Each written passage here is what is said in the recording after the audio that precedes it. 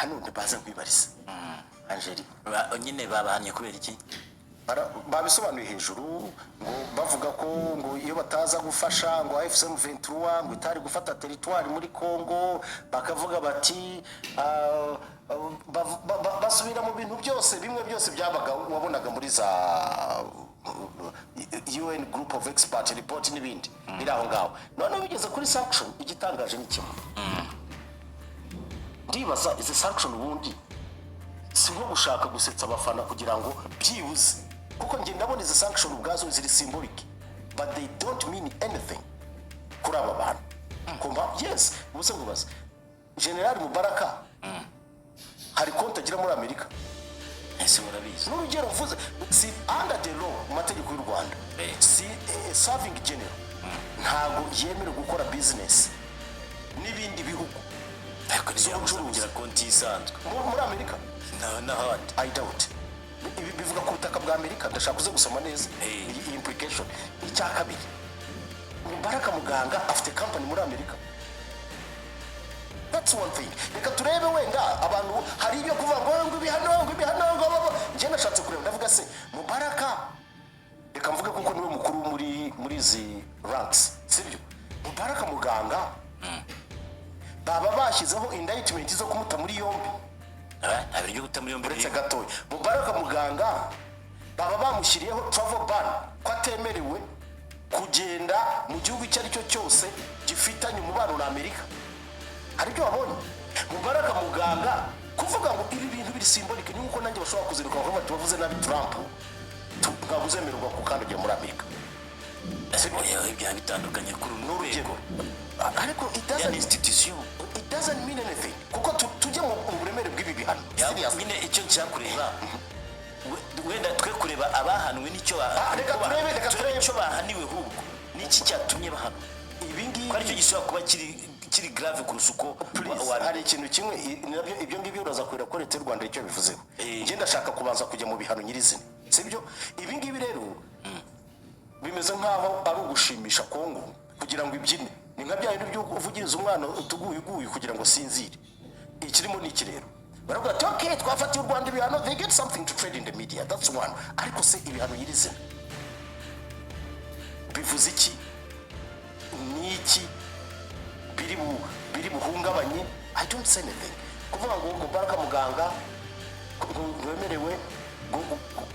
imitungo ya muri Amerika irafatiriwe ndashaka ngubaza wambabari ugashakisha ujye muri za Pandora paper ushakira umutungo Mubaraka muganga afite muri Amerika icyo ntabwo abishobora kenshi niba aramutse anawufiteyo byagura kugira ngo uzawumenye n'urugero nta izawufatire we ntiwawumenya ariko Amerika uretse gato please iwufatire pe icyakabiri sinzi wenda niba mu byashyizweho General Nyakarundi nawe sinzi niba hari imitungo izwi cyangwa itazwi afite muri Amerika the same kuri Rukika Rusisi the same kuri Stan hano rero nje ndabona ibi bihano ubwabyo nta muntu bikwiriye kuvuga ngo byafara cyane nateze Amerika yahagaritse training na RDF wari zakorwaga ya buretse gato turaza kugaruka muri RDF bakuru bibona gutyo gusa Kongo bafashe M23 kuyiha imyitozo kuyiha ibikoresho kwifasha kurwana ngo ndetse ngo iyo bataza kwifasha niba yarafashe imigi ikomeye nka za Goma Bukavu ndetse n'ahandi hantu hari amabuye havuzwe amabuye uko bavuze ngo strategic ariko ubu busambo bw'amabuye na amabuye rwose ngo ntabwo yarafashe amabuye yifasha urumva kandi ngo M23 ngo yabaye sanction kuva kera Kongo ihonyura uburenganzira bwa kiremwa muntu igatuma abantu bapfa igatuma abantu bahunga bati bingo zabo abantu bagahunga ku bwinshi ngo kubera M23 ngo byo gufatanya nayo ngo RDF kumba kuba sanctioned Mutabaruka arakana ugiye kukwereka iyo tuvuze uburenganzira bwa muntu botsa abantu batwika abantu barya abantu ejo twabonye none n'abandi barimo gucibwa ubugabo bashahurwa no kuva ko abantu batabona ariko ikirimo ni kimwe these people they want minerals for good or for worse icyo bashaka ni amabuye y'agaciro period ko bayavugamo yes bavuze ati rwose bafasha ahantu hari amabuye icyo nshaka kugira ngo ubwire ni kimwe ba sanctioninga bata sanctioninga ntago bisubira. banavuze ngo u Rwanda rusabwa guhita rukura ingabo zarwo n'ibikoresho byabo bya gisirikare n'ibindi bikoresho byose ubutaka bwa Kongo. Nuko bavuze ko handitse, hanyuma bikagenda bite? bakava ku butaka bwa Kongo then bakajya mu Rwanda. Then what is the cause? Hari cyo kimwe erega dusubiye muri aya masezerano ya Washington aravuga iki? Where is the issue ya FDL? Where is the internal problem z'abaturage bari hariya? This gusa wari ubu ni ministeri ishinzwe umutungo, ntago ni nkaho ari ikigo, ni department ubwayo yihariye, ni department. yavuze ko izakora ibishoboka byose, leta Amerika irakora ibishoboka byose ibi bihano byubahirizwe ndetse na buri ruhande icyo rusabwa rugikore, kubera ko amasezerano yasinywe imbere ya Trump, abari imbere ya Trump he presided over yarahibereye abiyoboye, barasinya kandi ni umunyamahoro, buri yose babishyizemo ni peaceful president. iri tangazo ryanditswe kera, ibi ni umuperezida w'umunyamahoro kandi ibyo yavuze ababikomeyeho. uyu munsi iyo ntuze kuba umunyamahoro wayivuga niwe ni umunyamahoro, kuko niba ushaka kuzana ibya Irani ari kwirasa ko Kongo yari ishaka kuzana ibitwaro bya kirimbuzi, ariko kugeza uno munsi abanyamerika baravuga yuko kagomeza kubwira ibyo avuga kandi ibiganza by'uriya musaza yishe, kuko yaramwishe arabivuga ati twamwishe, yego yarapfuye, aravuga ati uriya musaza ibiganza bye byari biri amaraso menshi y'inzirakarengane, abanyamerika barenganye benshi, wishe abanyamerika niko avuga ngo kandi ngo biriya bitwaro yacuraga byari byo kuzahotera isi muri rusange, utwigijeho ikibi. Uri kumva ni umunyamahoro rero, yigijeho ikibi niko avuga. Ubwo hariya muri Kongo ni umunyamahoro, bagomba gukora ibyo uko bashoboye kose ibintu bigashyirwa mu bikorwa. ariko nje hari umuntu yandikiye ibintu hano, ariko nje na n'ubu ngubu keretse niba hari udukurikiye, burya abantu turebamo mu buryo bwinshi, cyambwiye ngo brother, ngo these sanctions are not symbolic, ariko ngiye kuri aba bantu bane ya symbolic in the nature, kuko sintekereza yuko hari ibintu byaba niba binariyo bazabifatire. In the first place, why did they invest there? If they are there, niba aba bajenerali bafite ibyo bintu bizafatirwe, bazanabiteze cyane na leta yeri. Ntabwo bakubwira imitungo y'abahwiri. Oya, ndavuze n'ibiriyo. In case if they are there, bagomba kuba barakoze poor choice. Baba baragiye kuinvestinga muri Amerika, mu Rwanda investment zarabuze byo gushoramo amafaranga. Ibyo ntafite uburenganzira bwo gushora. Oya, ibyo nabibara nka serving general ufite business muri Amerika, ubu ngo batagitekereza igihugu. That is a half American, a half Rwandan. Buretse reka guhuma. Oya ntaguhuma. Buretse sagata. Ariko reka kumvugira mu nsoze case yanjye nawe kuki ukunda ariko gusakabaka. Ntago ari gusakabaka no kugira ngo tubyumva, ntabwo mbyumva kimwe nawe. Ndetse ushaka kubyumva utese none ndabyumva ukwanjye nawe. Ariko ntabwo bitusesekamo. Buretse se gatuvuga ibyanjye nawe uze kuvuga ibyawe. Ubwo wambaye ishati umupira w'icyatsi ari ugukira. Hanyuma cyatsi wanjye ariko ndetse n'uwande. Umunsi umwe abanyamerika bazaza nabo bakwambura. Ntabwo bazajya wundi Zelensky. Urumva ikintu kirimo hano gitangaje, ngiye nkubwira pe, ndaza kureka kuri message y'uno muntu kugira ngo niba hari n'umuntu wabisomye birenze uko mbyumva, cyangwa akate aho yabibonye kuko nabonye sanction implications, mburamo isako nge biramvuze muri make nibyo nabonye, mburamo sanctions ziri directed kuri RDF. Kuko ubundi guhana igisirikari no kukibuza kugura intwaro, kukibuza gukora nacyo, nibyo nshaka kureba hano, kuko iyo sanctions za RDF sibyo zakabaye, kuko bavuze icyo bayishinja ariko sinamenye icyo bayihana.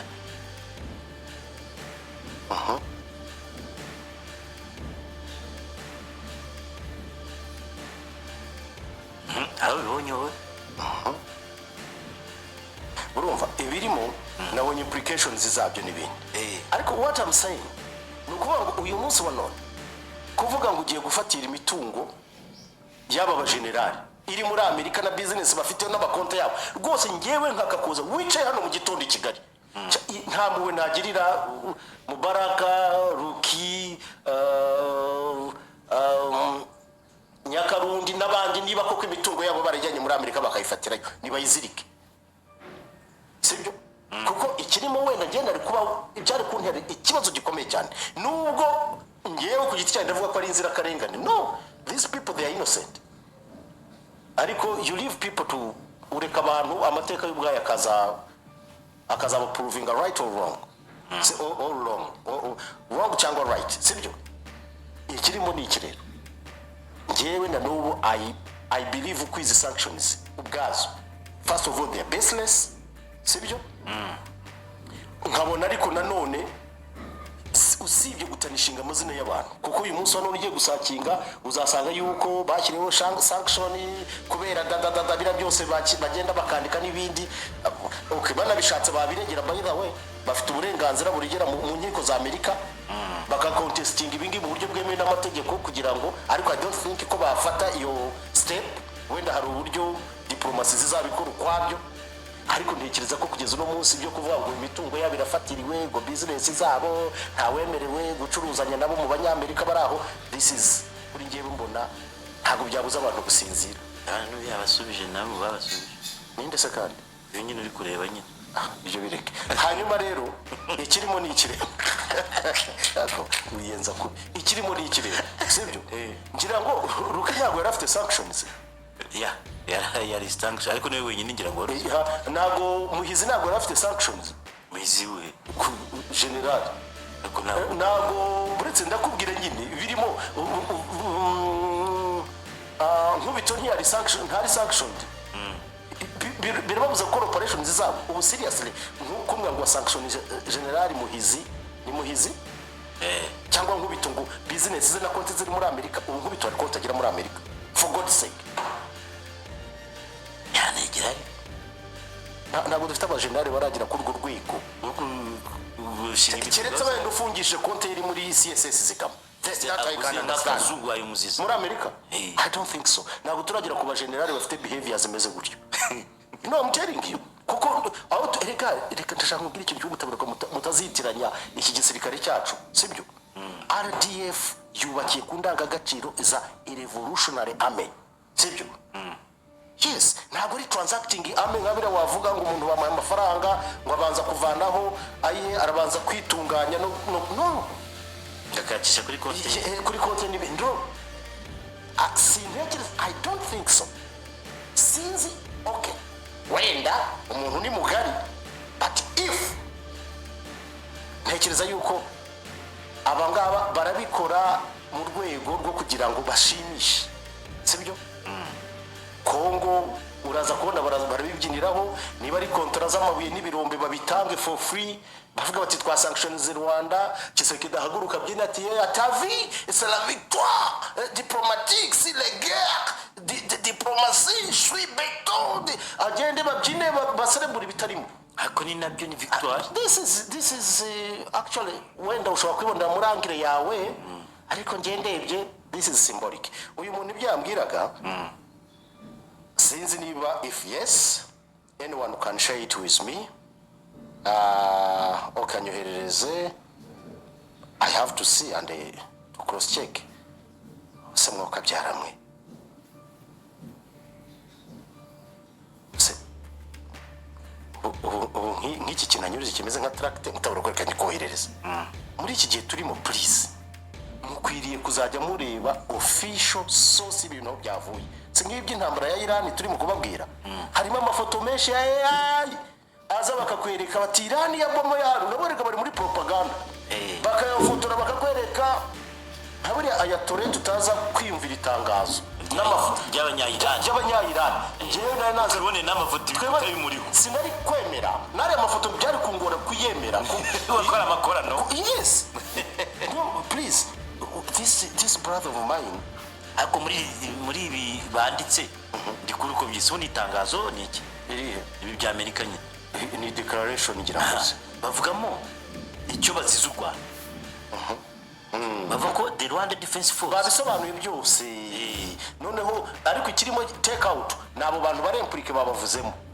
noneho bavuzemo sanctioned bavugamo na RDF sibyo anacyo kibazo mfite ngiye kureba muri sanction implication abari implied in that sanction nsanga baravugamo these 4 officers Rwanda Defense Force aribo Muganga Mubarak hakabamo Nyakarundi hakabamo Ruki hakabamo na Stanislas ariko turebye RDF nibyo nashaka kureba eske RDF ya sanctionizwe gute ntizongera gukorana imyitozo na Amerika ntizongera kubaha ibyo yabahaga nta joint operation bazongera gukorana bakoranaga that's what nta mbunda bazongera kugurisha RDF baguraga muri what does it mean that was my question then ngira ngo nibyo nakubazaga this fellow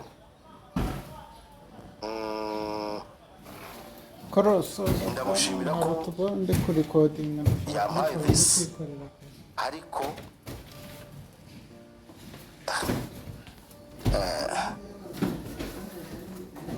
ibintu okay abibona up to now RDF ambwira biri hehe treasury sanction Rwanda officials okay abifungura ngibi yes tugakomeza tukajya kuri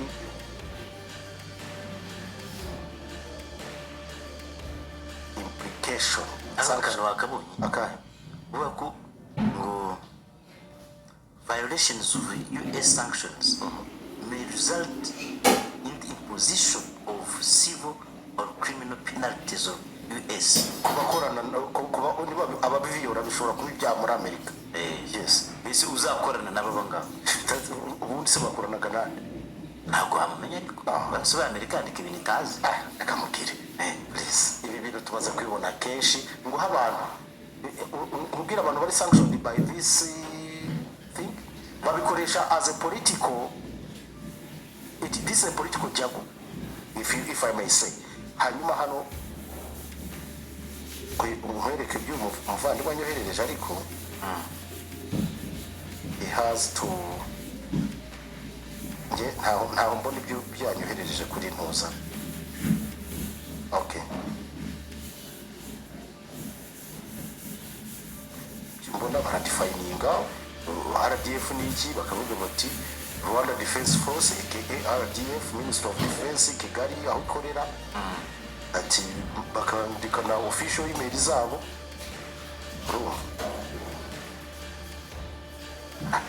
kindi gihe mbona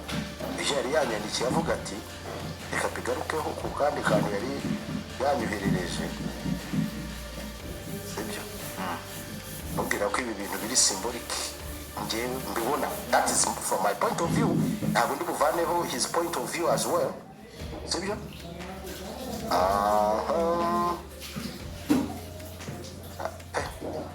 ntabwo ndakakubura rwose none si ibi ngo bareze RDF byo bivuze binyereke ibyo bavuga hano bitandukanye se n'ibisanzwe biregwa RDF muri UN group of expert muri n'ibindi byose se hari igishya kirimo se ntange ndabona ari n'igishya ikihe ese ko bavuze ngo RDF yarashe ku ngabo z'umuryango w'abibumbye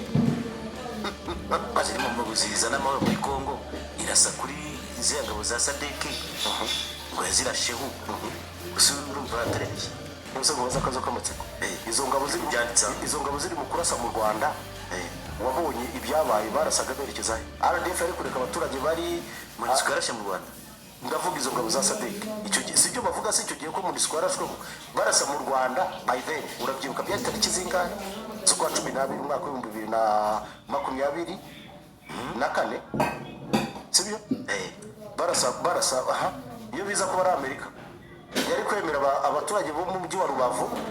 bakaba pudiriye nuko byari bitangiwe bivugwa wabonye aba message y'ikinsha bavuga batungu Rubavu pudiriye abari bo bose umva ni bebe ni kwa byose bari kubireka ibyo kirego niba bakirega RDF cyo kuba defend is a territory that is a noble hanyuma ibindi we support from RDF ngo M23 has engaged in extrajudicial killings, arbitrary arrests, by the way that ibyo ubwabyo biteye n'isoni byabayobozi ibyo icyo nkubwira ngo ibyo ubufasha ubwabyo bwa RDF ibyo ubwabyo biteye isoni. Why? Hari cases nyinshi zagiye ziba sibyo, ngira ngo ejo ndashaka ejo tuzatumire Maître Innocent uyu uhagarariye ni collectif y'abavoka baburanira aba bantu mu Burasirazuba, bakwereke ibirego bareze muri human right bashyize muri court hose kugeza uno munsi aba badashaka kumva. Icya kabiri, RDF ubwayo gutanishinga izina ryayo, it's something that no one should accept that. Ngira ngo nibyo leta y'u Rwanda iri mu kuvuga ivuga kuri RDF mu byo yashubije. I'm not in the right position sibyo yo kuvugira leta kuko ifite icyo yavuze, ariko ndabivuga nk'umunyarwanda. This is too much. Ibi ni n'agasuzuguro. Niba ukeneye amabuye wenda ufite icyo ushaka, do it the way you want nabo mukorana, ariko reka ibi ni ibintu ubwabyo it is unacceptable by the way. Komeza ubuye nabirangije ibyo bavuga usiri ibyo ngibyo kugenda bagatwistinga ibintu bakavuga ibyo bashaka bakakora ibindi, ariko they know the truth,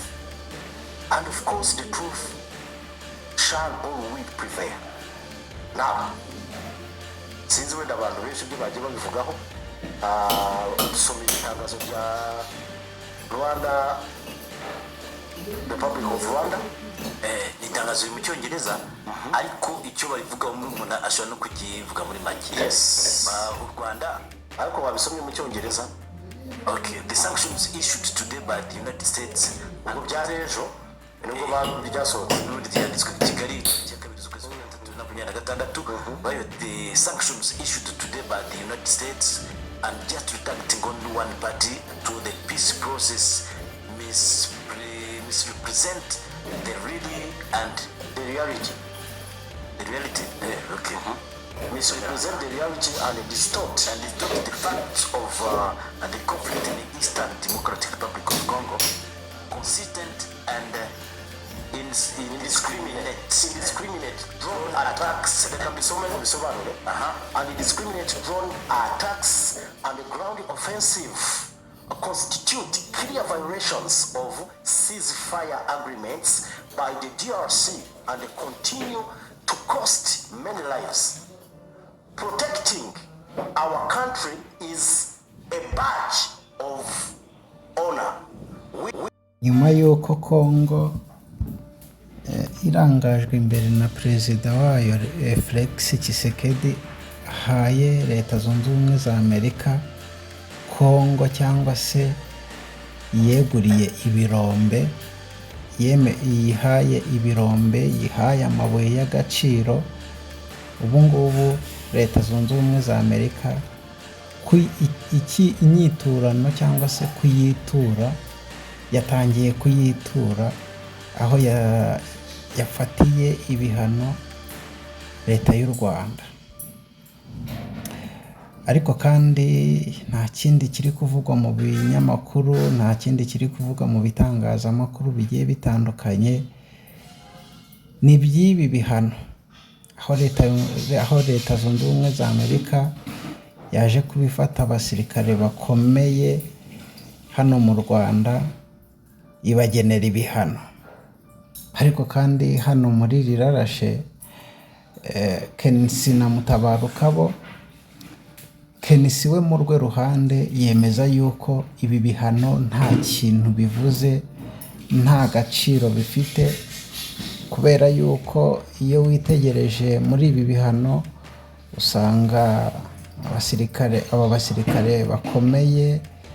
harimo uyu nguyu Nyakarundi, harimo uyu nguyu Mubaraka Muganga, harimo mbese aba basirikare bakomeye b'u Rwanda. Mu benda ntabwo turi buvuge ku bihano byose Leta Zunze Ubumwe za Amerika yabafatiye, ariko bimwe muri ibyo ngibyo harimo yuko batemerewe gukorera business muri Leta Zunze Ubumwe za Amerika. Ariko ahangaha u Rwanda rukavuga ati se abasirikare b'u Rwanda barajya gukora bizinesi muri Amerika, hano mu Rwanda nyine ntago bazihakorera, babuze aho bakorera bizinesi. Aho kandi mu bihano Leta Zunze Ubumwe za Amerika igaragaza yuko harimo no gufatira imitungo y'aba basirikare bakomeye yaba iri ku butaka bwa Leta Zunze Ubumwe za Amerika. Ariko kandi nanone u Rwanda cyangwa se ibinyamakuru n'abenfluencer bagiye batandukanye, abayobozi bagiye batandukanye bakavuga ati rwose niba hari imitungo aba basirikare bafite muri Leta Zunze Ubumwe za Amerika